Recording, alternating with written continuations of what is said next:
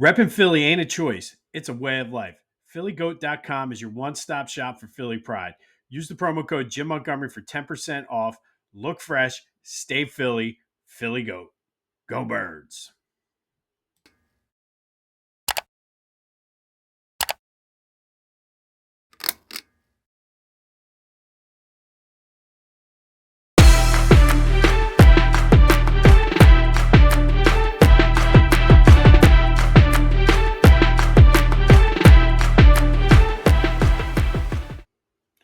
What's up, everyone? Welcome to this day in Philly sports history for July 3rd, 2025. I'm your host, Jim Montgomery. Welcome to a Thursday edition of the podcast, the day before a holiday edition. Lots of people off work today, so go out, be safe, don't be an idiot today. But an interesting day for the Phils yesterday. They lost game one, 6-4. Mick Abel just did not have his command, walked a lot, 5 batters, I think, in 1+ innings. But I will give the team credit for battling back, being that it was a doubleheader the day before an off day.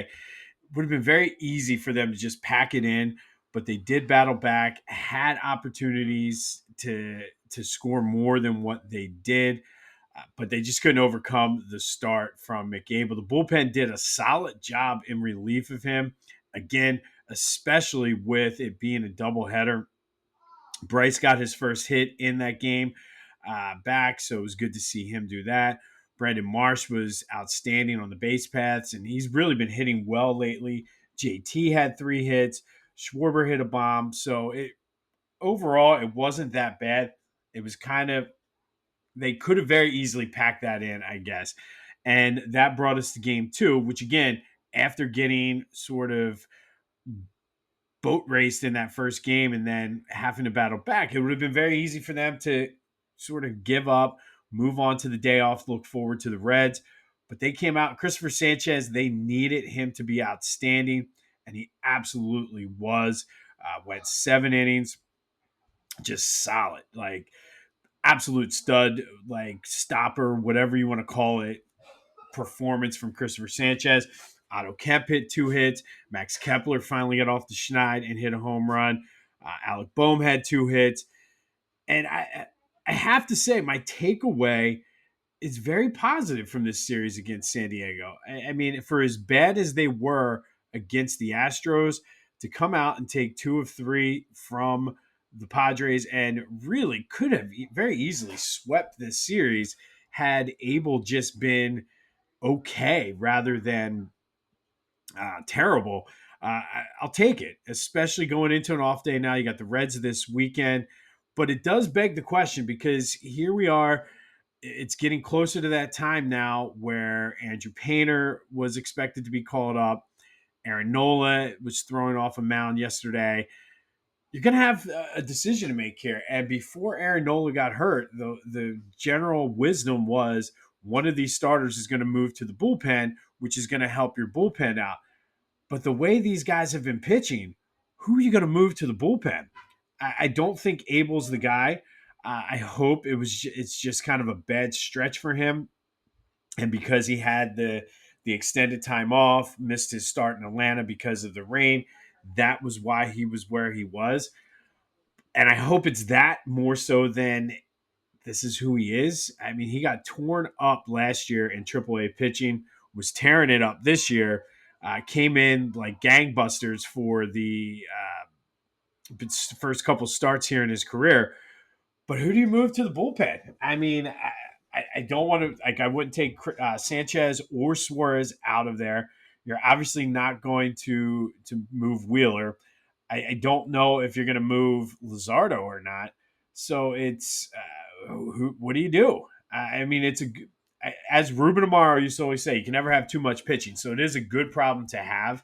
Maybe you start working Painter and Nola back in spot starts. I know that Zach Wheeler is very, very big on his normal rest and things like that. So you got to manage that. But it's an interesting dilemma the Phillies are going to have here in the next couple of weeks once they feel it's time to pull up Chris or Andrew Painter, as well as when it's time for Aaron Nola to come back. I don't know. I don't think you can move any of those guys. I still wouldn't mind seeing them make a trade. I don't know what they're going to do with the outfield either. So it's going to be an interesting 2 weeks. But the way the starting pitching has been, I feel as though that yesterday, that doubleheader, like I feel very, very pleased with where everything is with that and how that played out because it showed me a lot about the mental makeup of this team, which is oftentimes questioned because of their inability or uh, just flat out refusal to change their approach at the plate sometimes when they all get cold. But very easy game for them to just kind of pack it in, say let's get to the holiday and move it in. So Phillies split the doubleheader. Still 2 games up on the Mets with an off day today.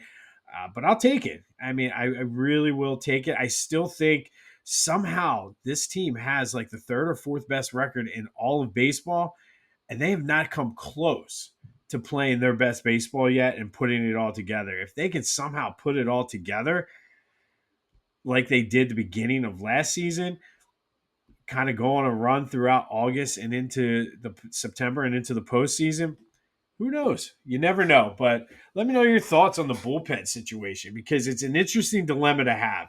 And I don't know where I would go with that. I, I, I mean, I guess a lot's going to be dependent upon Nola and Painter and how they do.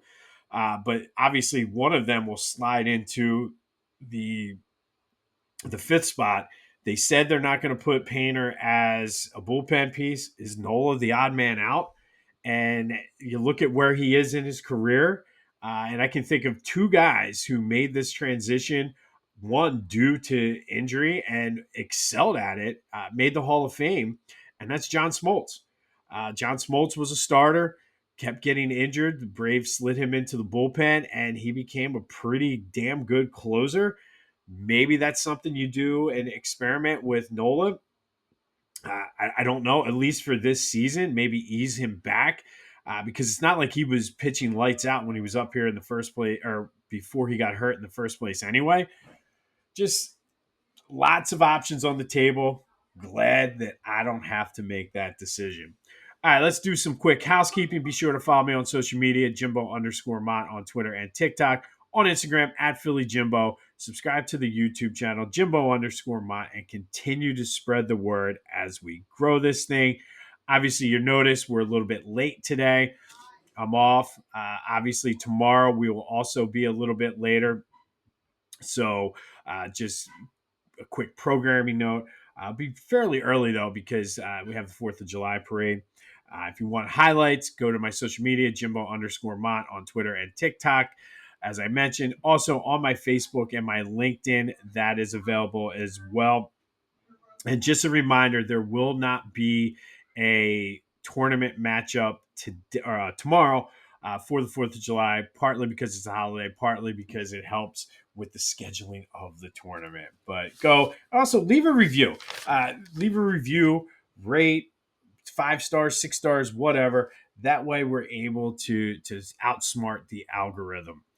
All right, yesterday's trivia question. I asked you in 93, the Phillies had a 500 or better record against every team in the National League except for 2. Who were they?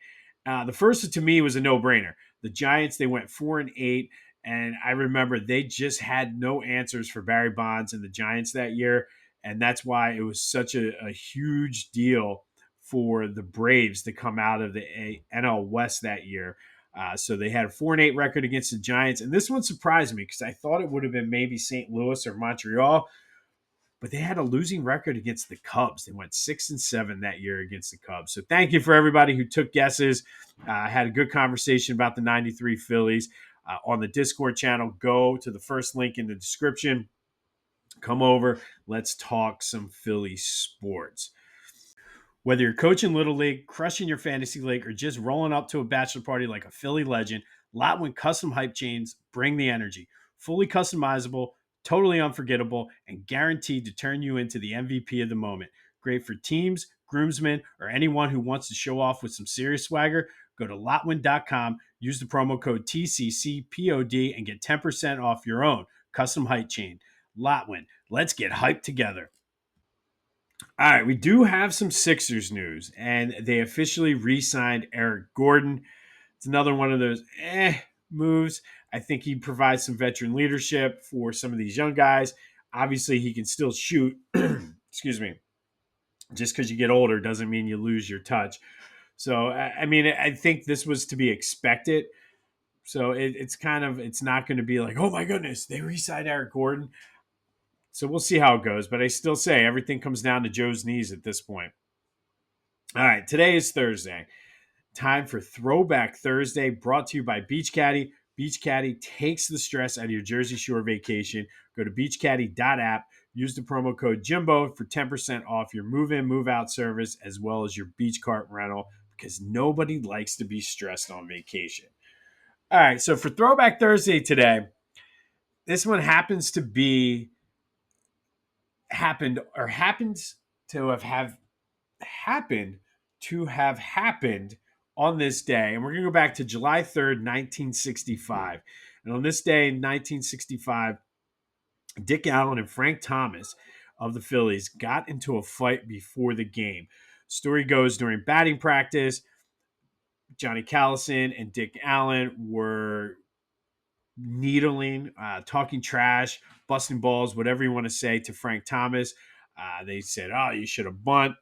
Johnny Callison called him and said, "Hey, you should throw it out a bunt because of whatever he did in the previous game." Allen was also busting his balls, called him Lurch, which was a nickname, Lurch from the Addams family.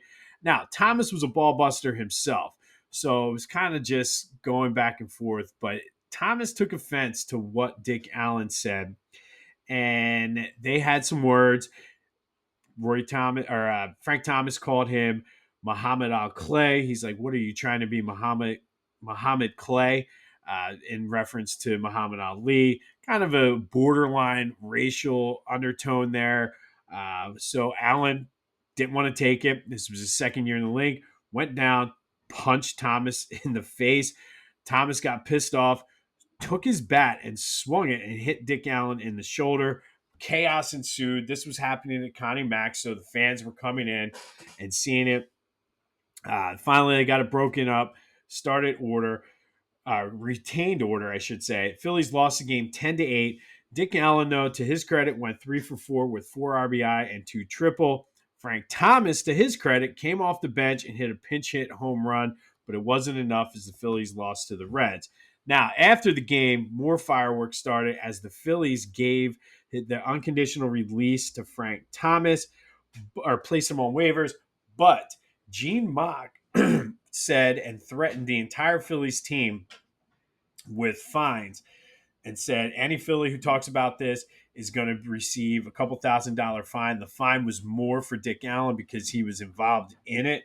Uh, so he didn't talk about it. And it kind of hurt Dick Allen's relationship with the fans as well as the media, because once he was released, Frank Thomas went and said, "Oh, this is all Dick Allen's fault. He did this." And Allen couldn't respond because he was going to get fined and had the fear of being traded or released or whatever it was.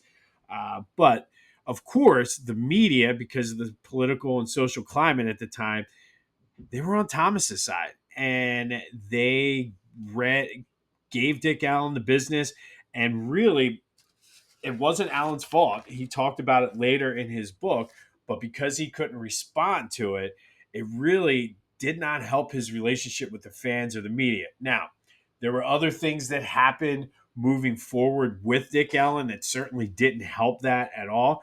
But this was one of the first block or the foundation of that relationship, and it took years for Dick Allen to actually have that great relationship with the fans. And it all started on this day when he and Frank Thomas got into a fight during batting practice. Dick Allen took a bat off the shoulder, punched Frank Thomas in the face. Thomas gets released. Dick Allen's not allowed to talk about it. And of course, Frank Thomas is going on his rants. Now, Gene Mock said after the game that it wasn't necessarily 100% due to this incident as to why Frank Thomas was released. He said he should have been released earlier anyway. But because Dick Allen wasn't able to respond, the fans and the media said, "Oh, Dick Allen got him cut." and really started the journey of the rocky relationship, which you call it rocky. That's at best. It was just not a good relationship between Dick Allen and the fans and the media, which probably also is part of the reason why he wasn't inducted into the Hall of Fame until this senior vote going in later. But that is Throwback Thursday, about talking about the time when Frank Thomas and Dick Allen got into a fight on the field during batting practice before the game because Frank Thomas took offense to Dick Allen talking trash. Boys will be boys, I guess. All right, what else happened on June 3rd? Well, first, let's go back to 1977. And on this day in 1977, the Phillies beat the Pirates 11-7. Mike Schmidt went 3 for 3 with 2 walks, a triple, and an inside the park home run. It was the second of his career. Now, that triple almost was another inside the park home run, but he was thrown out at home. So Mike Schmidt almost had 2 in this game. He would hit another inside the park home run in 1982 to give him 3 for the career. But on this day, Phils beat the Pirates. Mike Schmidt with one of his 3 career inside the park home runs and almost hit another one, but got thrown out at home.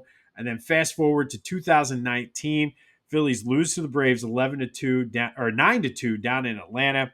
Bryce Harper, though, went 1 for 3 with a solo home run. It was his 200th of his career.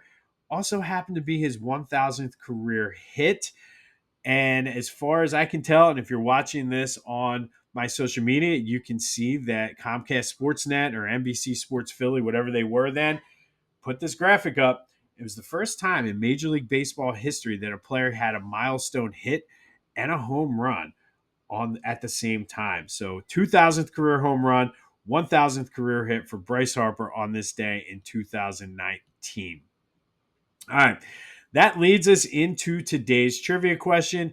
And it's kind of nice when things all line up like this. Everything is June 3rd today, or July 3rd.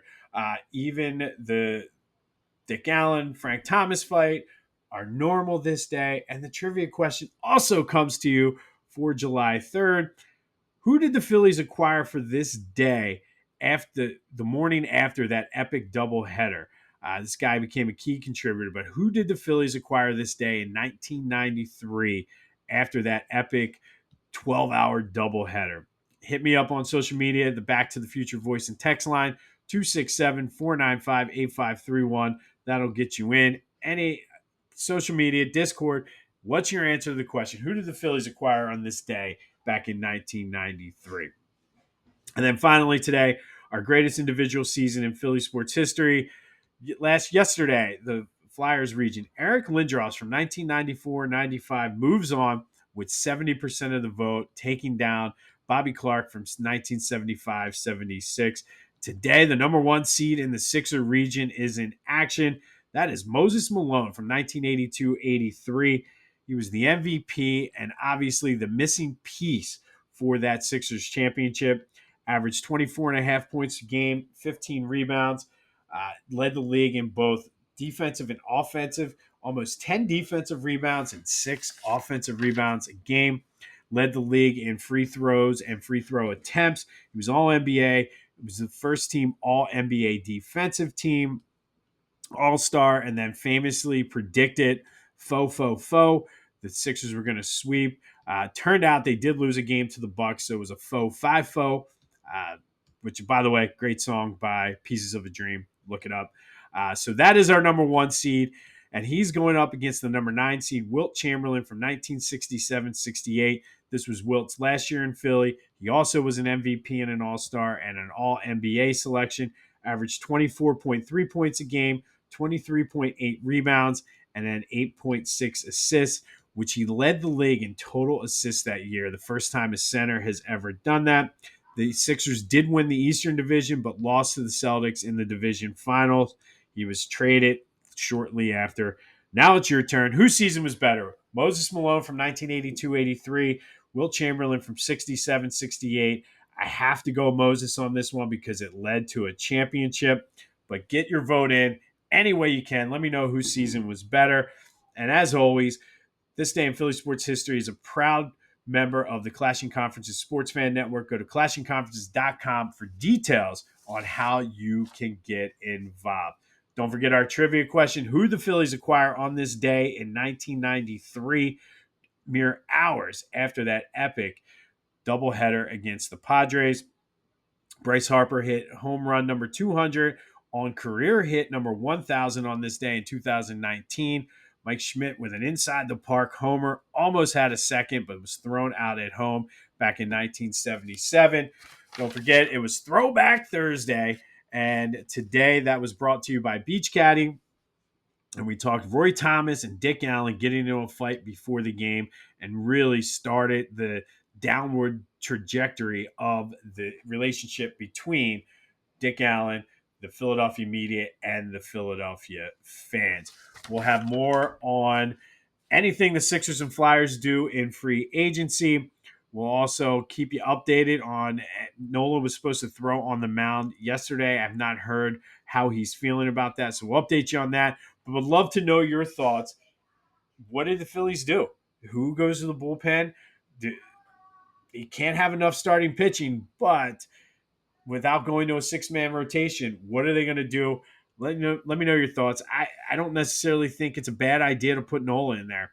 I told you, John Smoltz did it and became very successful. Dennis Eckersley did it and became one of the best closers of all time. It's not unprecedented for a starter to go to the bullpen and have success. But with the way everybody else is pitching, man, you don't want to upset that apple cart. But let me know what you think. All right, be safe out there if you're going to any barbecues or watching any fireworks or anything like that. Don't be an idiot. This has been This Day in Philly Sports History for July 3rd, 2025. My name is Jim Montgomery. Go have yourselves a Thursday. Don't forget, we spent Fridays with AI, even on the 4th of July. And until next time, I'll see you when I see you.